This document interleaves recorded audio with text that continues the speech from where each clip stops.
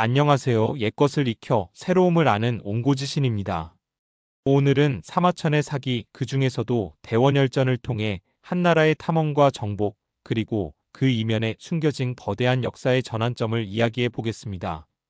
여러분은 실크로드라는 말을 들으면 무엇이 떠오르시나요? 아마도 동서양의 교역, 사막을 건너는 낙타행렬, 그리고 번영의 이미지가 생각날 것입니다. 하지만 그 거대한 길이 처음 열리던 순간은 우리가 생각하는 것만큼 낭만적이지 않았습니다.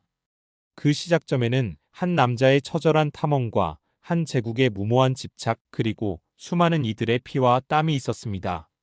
오늘의 이야기는 바로 그 실크로드의 문을 연 사기의 대원열전입니다. 대원열전은 단순한 탐험기가 아니라 한 제국의 야망과 정복, 그리고 우리가 미처 알지 못했던 한 시대의 서막을 알리는 거대한 기록입니다. 이 이야기는 지금으로부터 약 2100년 전 한나라 무제시대로 거슬러 올라갑니다. 당시 한 왕조의 외교 정책과 군사 전략, 그 모든 것의 최우선 과제는 단 하나였습니다. 바로 북방의 강력한 유목 제국 흉노의 위협을 제어하는 것이었습니다. 흉노는 압도적인 기동력을 가진 기마 군단을 바탕으로 한나라의 북쪽 변경을 끊임없이 침략하고 약탈했습니다. 이것은 단순한 국경 분쟁이 아니었습니다. 국가의 안위 자체를 위협하는 고질적이고 심각한 문제였습니다. 한 무제는 흉노와의 직접적인 군사 충돌이 엄청난 대가를 치러야 함을 알고 있었습니다. 그래서 그는 흉노의 힘을 근본적으로 약화시킬 새로운 전략을 모색합니다. 그 해법은 바로 적의 적은 나의 친구라는 고전적 원칙에 기반한 원거리 동맹이었습니다.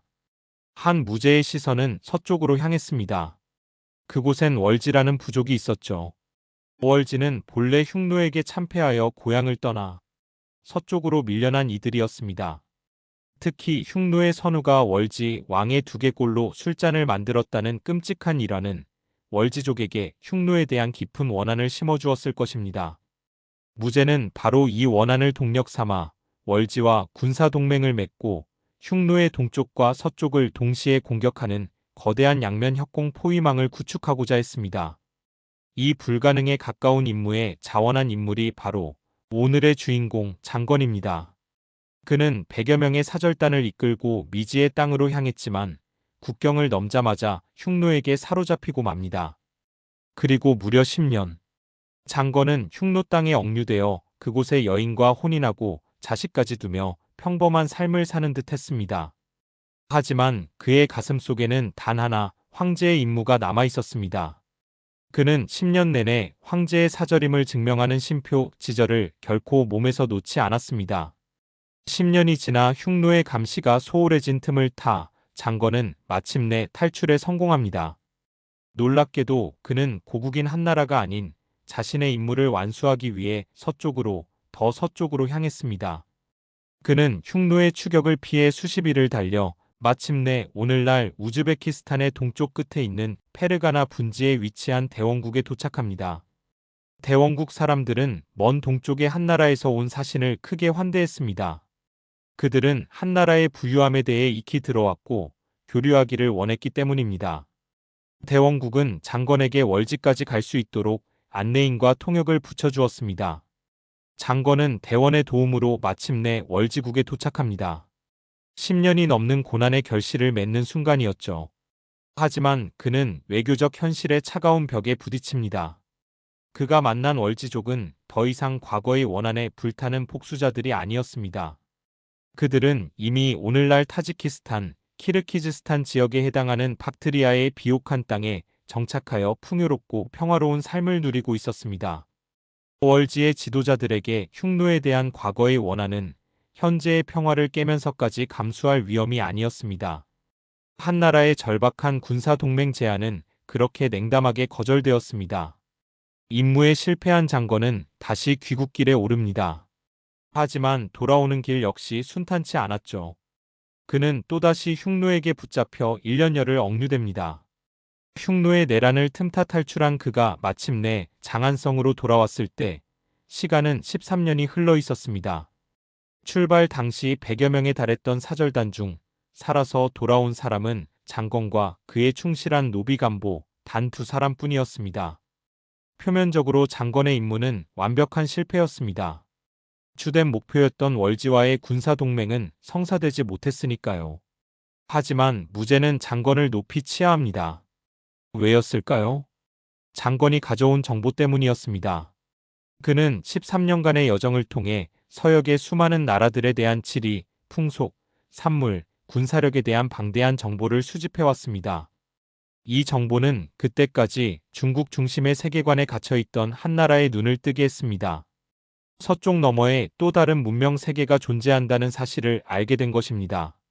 외교적으로는 실패했지만 정보전에서는 그야말로 대승리였습니다. 실크로드는 바로 이 장건의 피와 땀으로 그려진 지도 위에서 시작되었습니다. 장건이 보고한 수많은 서역의 산물 중 유독 한 무제의 마음을 사로잡은 것이 있었습니다. 바로 대원국의 명마 한열마였습니다. 한열마는 피 같은 땀을 흘리며 하루에 1000리를 달린다고 전해지는 전설적인 말이었습니다.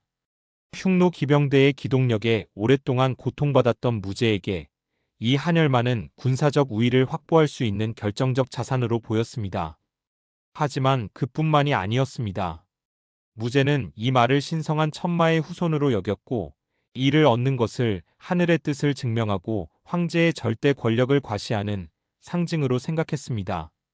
한열마를 향한 열망은 국가적 필요를 넘어 황제 개인의 거대한 집착이 되었습니다. 무제는 한열마를 얻기 위해 사신을 보내 황금으로 만든 말과 천금을 주겠다고 제안합니다. 하지만 대원은 이 제안을 거절합니다. 한열마는 그들 나라의 가장 중요한 보물이었기 때문입니다. 이에 격분한 한나라 사신은 오만하게도 황금말을 부수며 대원을 모욕했습니다. 대원국의 귀족들은 격노했고 국경을 나서는 한나라 사신을 살해하고 재물을 빼앗아 버렸습니다. 그들은 사막 너머의 한나라가 감히 자신들을 응징하러 오지 못할 것이라 오판했습니다. 이 사건은 거대한 전쟁의 도화선이 되었습니다. 황제의 분노는 극에 달했습니다. 무제는 총애하던 이 부인의 오빠인 이광리를 장군으로 삼아 수만 명의 군대를 이끌고 대원 정벌에 나섭니다. 하지만 이 1차 원정은 재앙적인 실패로 끝납니다. 이광리는 유능한 장군이라기보다 황제의 인척일 뿐이었습니다. 험난한 사막길, 보급의 완전한 실패. 한나라 군대는 굶주림과 질병에 시달렸고 적과 제대로 싸워보기도 전에 무너졌습니다. 작은 성인 욱성조차 함락시키지 못한 채 이광리는 치욕적으로 퇴각해야 했습니다. 제국의 분노와 의지만으로는 끔찍한 병참의 현실을 극복할 수 없었습니다. 1차 원정의 참패는 무제의 자존심을 더욱 자극했습니다. 그는 제국의 모든 역량을 총동원합니다. 정규군 6만 명, 보급을 위한 소 10만 마리, 말 3만 필. 여기에 죄수와 불량배들까지 동원한 보급 부대가 그 뒤를 따랐습니다. 이것은 전쟁이 아니라 한 제국이 쏟아부을 수 있는 모든 것을 동원한 압도적인 물량전이었습니다. 압도적인 한나라 군대 앞에 서역의 소국들은 무너졌습니다. 마침내 대원국의 수도에 도착한 이광리는 40일간의 포위 공격과 함께 도시의 수로를 차단해버립니다. 물이 끊기자 성안의 혼란은 극에 달했습니다. 결국 대원의 귀족들은 자신들의 안위를 위해 왕의 목을 베어 한나라에 바치고 항복합니다. 이광리는 황제가 그토록 원하던 한열마 수십 필과 양마 3천여 필을 얻었고 한나라의 우호적인 인물을 왕으로 세우고 귀국길에 올랐습니다. 승리처럼 보였습니다. 하지만 그 대가는 끔찍했습니다. 출정했던 6만 명의 병사 중 살아서 장안으로 돌아온 자는 1만여 명에 불과했습니다. 게다가 한나라가 세운 꼭두각시 왕은 한 군이 떠나자마자 살해당했습니다. 이처럼 거대하고 극적인 탐험과 전쟁의 서사 이면에 이 이야기에서 유래하여 오늘날까지 우리 언어 속에 살아 숨쉬는 유산이 있습니다. 바로 고사성어입니다. 오늘 우리가 살펴볼 고사성어는 요령푸득입니다. 문자 그대로 풀이하면 허리와 옷깃을 잡지 못하다라는 뜻입니다. 옷에서 가장 중요한 부분인 허리와 옷깃을 잡지 못하니 일의 핵심이나 요점을 파악하지 못한다는 비유적인 의미로 사용됩니다. 이 말은 바로 장건의 임무에서 유래했습니다. 장건이 10년 넘게 고생하여 월지를 만났으나 이미 변해버린 그들의 핵심적인 의중을 얻지 못하고 동맹이라는 목적을 달성하지 못한 상황에서 비롯된 것입니다. 흥미로운 점은 이 거대한 이야기에서 파생된 가장 유명한 언어적 유산이 성공이 아닌 실패에 관한 것이라는 사실입니다. 이것은 우리에게 많은 것을 생각하게 합니다. 어쩌면 이 대원열전이라는 이야기의 진정한 주제는 빛나는 성공이 아니라 의도와 결과의 불일치, 그리고 근본적인 상황 오판에서 비롯된 역사의 아이러니일지도 모릅니다. 대원열전은 네 부류의 인물들을 통해 우리에게 시대의 교훈을 전해줍니다.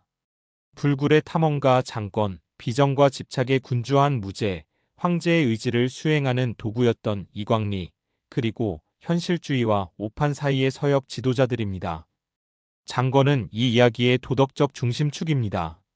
그는 10년이 넘는 포로 생활 속에서도 황제의 지절을 끝까지 지키며 충성심을 버리지 않았습니다. 두 번의 긴 억류 생활에서 살아남은 놀라운 회복력 그리고 탈출 후에도 고국이 아닌 임무를 향해 서쪽으로 나아간 투철한 사명감. 그는 자신의 임무가 외교적으로 실패했음에도 불구하고 불굴의 의지로 새로운 세계의 문을 연 위대한 탐험가로 역사에 기록되었습니다. 한 무제는 비정과 집착이라는 극단적인 이중성을 보여줍니다. 한편으로 그는 흉노에 대항하고 한나라의 영향력을 서역까지 확장하려는 거대한 지정학적 비전을 가진 설계자였습니다. 하지만 다른 한편으로 그는 한열마라는 말 한 필에 대한 개인적인 광기에 사로잡혀 수만 명의 백성을 사지로 내모는 무모한 집착을 보인 폭군이기도 했습니다. 그의 야망은 한나라의 영토를 넓혔지만 그만큼이나 많은 피를 요구했습니다. 이광리는 황제의 의지를 수행하는 도구였습니다. 그는 뛰어난 전략가나 영웅적 전사가 아니라 단지 황제의 총애를 받는 이부인의 오빠라는 이유로 대군의 지휘관이 되었습니다. 1차 원정의 재앙적인 실패는 그의 무능함을 증명합니다. 2차 원정의 성공 역시 그의 역량이라기보다는 제국이 쏟아부은 압도적인 물량 공세 덕분이었습니다. 그는 제국의 거대한 전쟁 기계를 움직이는 하나의 부속품에 가까웠습니다. 서역의 지도자들은 신흥 초강대국 한나라의 등장에 엇갈린 대응을 보여줍니다.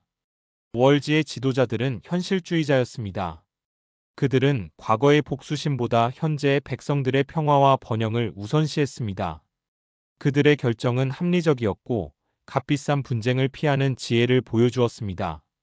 반면 대원의 지도자들은 오만하고 근시안적이었습니다. 그들은 지리적 고립이라는 자신감에 취해 한나라 사신을 살해하는 치명적인 오판을 저질렀습니다. 강대국의 보복 의지와 능력을 과소평가한 대가는 너무나도 파괴적이었습니다. 그리고 사마천이 조용히 기록한 우리가 놓치지 말아야 할 교훈이 있습니다. 바로 제국 건설의 막대한 인적 비용입니다. 장건을 따랐으나 돌아오지 못한 100여 명의 사람들. 굶주림과 질병으로 이역만리 사막에서 죽어간 이광리의 수만 명의 병사들. 실크로드 개척이라는 영광스러운 역사의 한 줄은 이름 없이 사라져간 수많은 이들의 희생 위에 세워진 것입니다. 결국 대원열전은 의도와 결과의 불일치에 대한 장대한 서사입니다. 흉노에 맞설 동맹을 구하려다 실패한 임무가 오히려 한 시대의 세계관을 서쪽으로 확장하는 예상치 못한 결과를 낳았습니다. 또한 말 한 필에 대한 황제의 집착이 시작한 전쟁은 제국의 막강한 힘과 동시에 그 힘이 치러야 할 끔찍한 한계를 동시에 증명했습니다. 역사는 이처럼 종종 우리의 의도가 아닌 의도치 않은 결과에 의해 거대한 물줄기를 바꾸곤 합니다. 오늘 옹고지신과 함께한 대원열전 이야기는 여기까지입니다. 장건의 발자취와 한 무제의 욕망이 뒤얽힌 이 이야기가 여러분에게 새로운 생각의 실마리가 되었기를 바랍니다. 내용이 유익하셨다면 구독과 좋아요 부탁드립니다. 저는 다음에도 흥미로운 옛이야기 속에서 새로운 지혜를 찾아 돌아오겠습니다. 감사합니다.